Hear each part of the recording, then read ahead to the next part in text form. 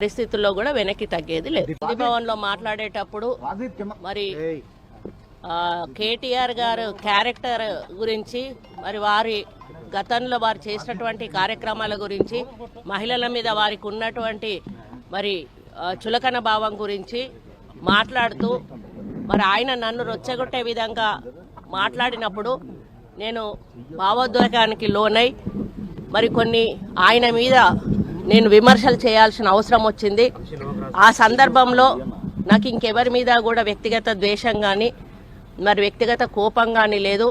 అనుకోని ఆ సందర్భంలో ఒక కుటుంబం మాట నేను తీయడం ఏదైతే ఉందో అది అనుకోకుండా నా నోటి నుంచి జరగడం జరిగింది. ఆ తర్వాత వారి ట్వీట్ చూసిన తర్వాత నేను కూడా చాలా బాధపడ్డాను.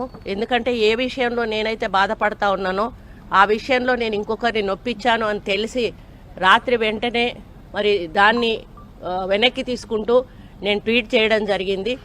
కాబట్టి నాకు జరిగిన అవమానం, నేను పడ్డ బాధ ఇంకొకరు పడకూడదు అనేటువంటి ఒక ఆలోచనతోటి నేను బేషరతుగా దాన్ని వెనక్కి తీసుకోవడం జరిగింది. కానీ కేటీఆర్ విషయంలో మాత్రం తగ్గేది లేదు. ఆయన తప్పనిసరిగా క్షమాపణ చెప్పాల్సిన అవసరం ఉంది. ఆయనే చేసేదంతా చేసి ఈరోజు నన్ను క్షమాపణ చెప్పాలి అని డిమాండ్ చేయడం ఏదైతే ఉందో మరి దొంగ అని తనే దొంగ అని అరిచినట్టుగా ఉంది. ఆ విషయంలో మాత్రం ఎట్టి పరిస్థితుల్లో కూడా వెనక్కి తగ్గేది లేదు. భవన్లో మాట్లాడేటప్పుడు మరి కేటీఆర్ గారు క్యారెక్టర్ గురించి, మరి వారి గతంలో వారు చేసినటువంటి కార్యక్రమాల గురించి, మహిళల మీద వారికి ఉన్నటువంటి మరి చులకన భావం గురించి మాట్లాడుతూ మరి ఆయన నన్ను రొచ్చగొట్టే విధంగా మాట్లాడినప్పుడు నేను భావోద్వేగానికి లోనై మరి కొన్ని ఆయన మీద నేను విమర్శలు చేయాల్సిన అవసరం వచ్చింది. ఆ సందర్భంలో నాకు ఇంకెవరి మీద కూడా వ్యక్తిగత ద్వేషం కానీ మరి వ్యక్తిగత కోపం కానీ లేదు. అనుకోని ఆ సందర్భంలో ఒక కుటుంబం మాట నేను తీయడం ఏదైతే ఉందో అది అనుకోకుండా నా నోటి నుంచి జరగడం జరిగింది. ఆ తర్వాత వారి ట్వీట్ చూసిన తర్వాత నేను కూడా చాలా బాధపడ్డాను. ఎందుకంటే ఏ విషయంలో నేనైతే బాధపడతా ఉన్నానో ఆ విషయంలో నేను ఇంకొకరిని నొప్పించాను అని తెలిసి రాత్రి వెంటనే మరి దాన్ని వెనక్కి తీసుకుంటూ నేను ట్వీట్ చేయడం జరిగింది. కాబట్టి నాకు జరిగిన అవమానం, నేను పడ్డ బాధ ఇంకొకరు పడకూడదు అనేటువంటి ఒక ఆలోచనతోటి నేను బేషరతుగా దాన్ని వెనక్కి తీసుకోవడం జరిగింది. కానీ కేటీఆర్ విషయంలో మాత్రం తగ్గేది లేదు. ఆయన తప్పనిసరిగా క్షమాపణ చెప్పాల్సిన అవసరం ఉంది.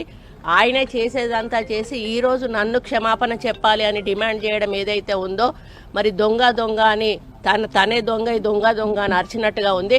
ఆ విషయంలో మాత్రం ఎట్టి పరిస్థితుల్లో కూడా వెనక్కి తగ్గేది లేదు. భవన్లో మాట్లాడేటప్పుడు మరి కేటీఆర్ గారు క్యారెక్టర్ గురించి, మరి వారి గతంలో వారు చేసినటువంటి కార్యక్రమాల గురించి, మహిళల మీద వారికి ఉన్నటువంటి మరి చులకన భావం గురించి మాట్లాడుతూ మరి ఆయన నన్ను రొచ్చగొట్టే విధంగా మాట్లాడినప్పుడు నేను భావోద్వేగానికి లోనై మరి కొన్ని ఆయన మీద నేను విమర్శలు చేయాల్సిన అవసరం వచ్చింది.